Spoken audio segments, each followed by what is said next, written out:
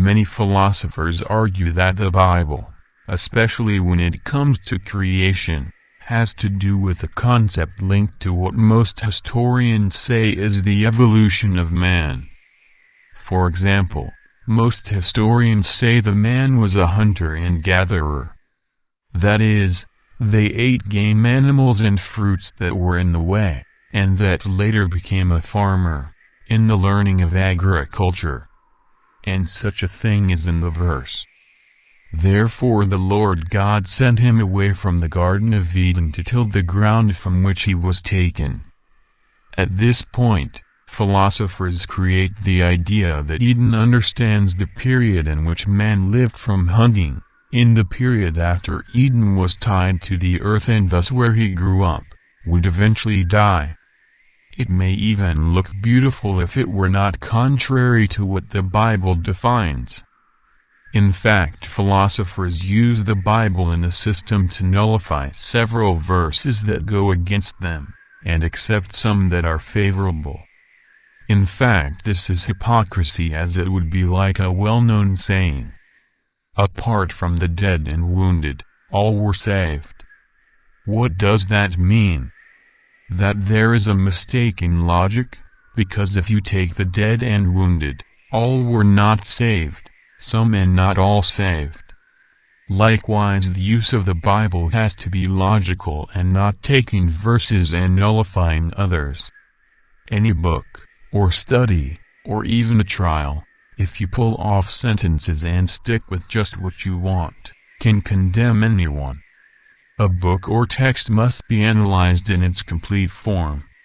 Philosophers who seek to nullify verses to be with others are merely misrepresenting the content of the text. No writer would want such a thing to be done with his writings by distorting them. For example, in the biblical text that speaks of cultivating the soil, after the expulsion from Eden we have the verse. God said, "Behold, I give unto you all plants that are born in all the earth, and bring forth seeds, and all trees that bear fruit with seeds.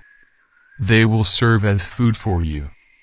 According to historians, men were once hunters, basically eating meat, and hunting was a symbol of power and approval of the gods. But in the biblical text it defines that before leaving Eden the food of man was completely vegetarian. Were it an anthropological analysis of the biblical text, it would be contrary to what many historians consider, for in the first verses man would be vegetarian, and no longer a great hunter. In fact, the concept of most historians cannot be linked to the biblical account of Genesis. This is because hunting animals in creation is not important, which goes completely against the philosophical imaginations that some try to make with the Bible.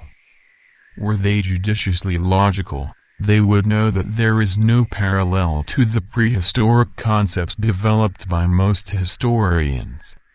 Clearly seem that the main point of the anthropological system created is that there is a fundamental importance about hunting.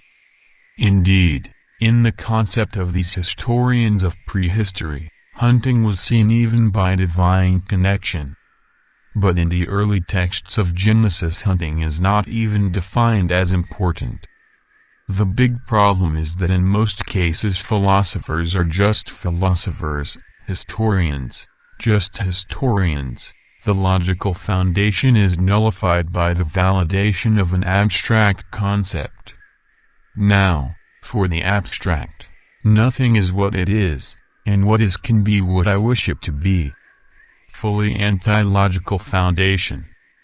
Biologically, a man is not a carnivore, his saliva is not acidic, his gut is long, and meat-eating favors the onset of cervical cancer. Thus, in fact, the verse in which man was made to eat fruits and vegetables is much more biological than eating meat. In fact, the use of plant food is also much more economical in terms of the terrestrial energy cycle than meat consumption. Indeed, If energy expenditure on livestock production and energy expenditure on plant food were to be calculated, it could be analyzed that world hunger could be over.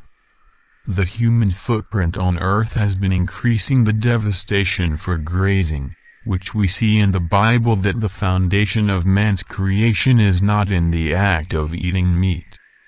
This is indeed shown by many thinkers. Leonardo da Vinci said, "My body will not be a tomb for other creatures."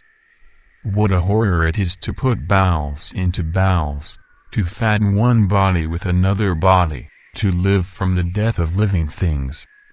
Pythagoras said, "Nothing will benefit human health so much and increase the chances of survival of life on Earth as evolution to a vegetarian diet."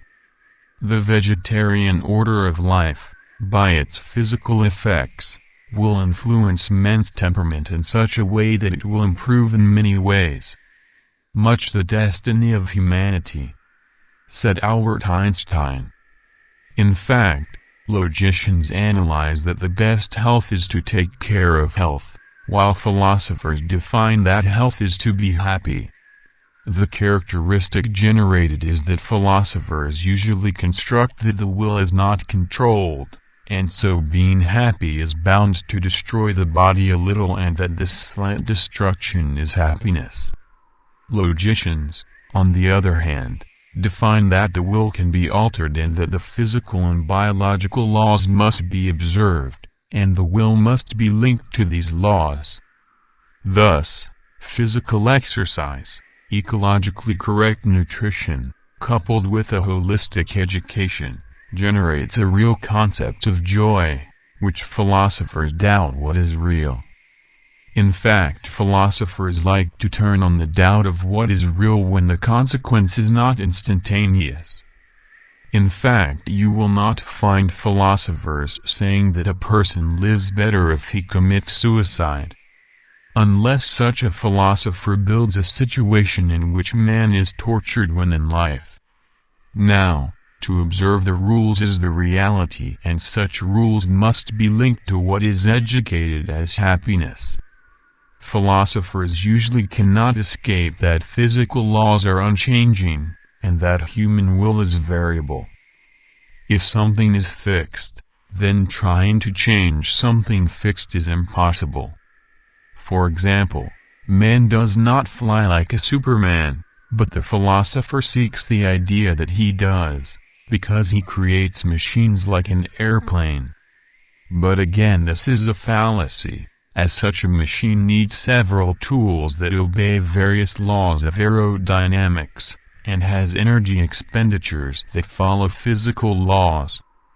In fact, philosophers are terrified of physical knowledge, so when reading Genesis we should observe on the physical side, no matter how much people think it is not so, but we can see in the verse. For from the creation of the world the invisible attributes of God, His eternal power and its divine nature have been clearly seen, being understood through created things, so that such men are inexcusable. Thus by physical knowledge we can see God inexcusably. Si está buscando más contenido de diferentes áreas, visite el sitio web reformadoresdasaude.com. Puede encontrar noticias y contenido detallado, con sistema de investigación y organización de textos y videos.